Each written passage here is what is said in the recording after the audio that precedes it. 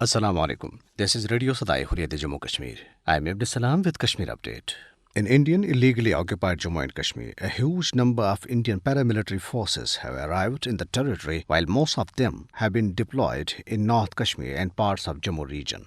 Informal sources have disclosed that over 200 additional companies of the paramilitary troops are being brought to the territory. The massive military build-up has led local leaders to raise concern as the occupied territory is seeing such a big deployment for the first time since August 2019.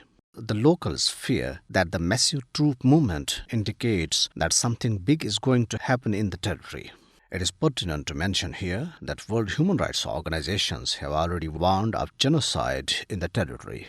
All Parties Hurriyat Conference General Secretary Maulvi Bashir Ahmed Irfani, in a statement issued in Srinagar, strongly condemned the deployment of additional Indian troops and said that Kashmiris are engaged in a peaceful political movement for resolution of the dispute as per relevant United Nations Security Council resolutions. He maintained that India, as a fascist military power, believes in expansionist designs and urged the United Nations to address the Kashmir dispute that poses a serious threat to the global peace. Other Hurriyat leaders and organizations, including Professor Abdul Ghani Butt, Maulana Sarjan Barkati, Advocate Davinder Singh Bahal, Abdul Samad Inqalabi, and Tehreek-e-Wahdat-e-Islami, have stressed the need for the settlement of the Kashmir dispute through a sustained dialogue process. Professor Butt, addressing a meeting in Srinagar, said that India must sense the change and reciprocate to peace gestures of Prime Minister of Pakistan Imran Khan and start a dialogue process to achieve a lasting peace in South Asia. He said Pakistan's role regarding the Kashmir dispute is commendable and is appreciated and supported by the people of Kashmir.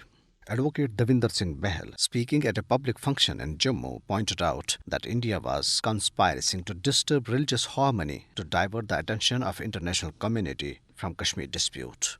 The Awami Action Committee, headed by Mirwais Umar Farooq, paid rich tributes to socio-political activist Maulana Mushtaq Ahmed on his 17th martyrdom anniversary. People's Democratic Party President Mehbooba Mufti, in a tweet, said that booking of teenage boys under black laws is amount to institutionalized irony. She said that not being satisfied with converting Kashmir into an open-air prison, the Modi regime is now going after the children.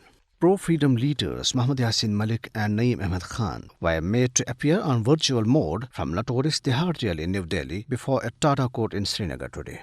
Their counsel, while apprising the court about their deteriorating health conditions, pleaded for the provision of appropriate health facility for incarcerated leaders. Meanwhile, posters have appeared in Srinagar, Budgam and at many places against illegal occupation of Jammu and Kashmir by India and in support of the freedom movement. The Kashmiri people, through these posters put up by Jammu and Kashmir Democratic Political Movement Youth Wing, have been asked to rise up against India's conspiracy to change the demography of the territory. Kashmir Media Service, in its report today, said that human rights violations were being perpetrated against the Sikhs even before the Operation Blue Star, while the Indian Army's 1984 assault on the Sikhs' holiest shrine in Amritsar was a sacrilegious act as well. The report said the operation marked the official beginning of a policy of human rights violations against Sikhs and a systematic purge of the community on a large scale in India. And this is for now. Have a good night and keep listening Radio Sadai Hurriyat Jammu Kashmir.